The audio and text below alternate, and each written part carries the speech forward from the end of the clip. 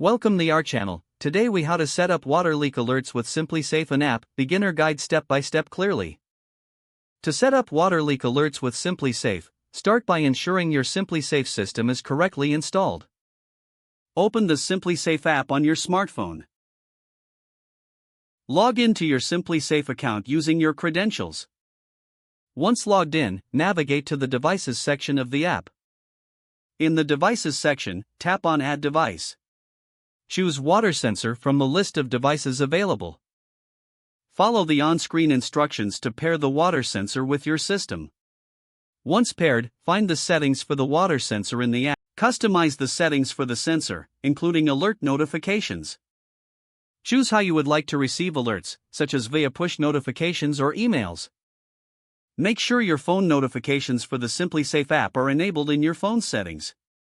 You may want to set up multiple sensors for different areas of your home. Repeat the process for each additional water sensor you want to add. After setting everything up, test the water sensor to ensure it's working properly. You can do this by placing it in a small amount of water temporarily. Confirm that you received the alert on your phone as expected. Once you have verified the setup is successful, place the sensor in your desired location. Keep the app open to monitor any changes or alerts you may receive over time. Regularly check the battery status of your water sensors through the app. This helps ensure your home remains protected against potential water damage.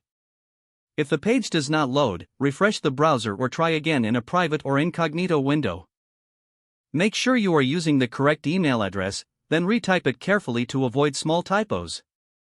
If your password is not accepted, use the reset option and create a new strong password you can remember.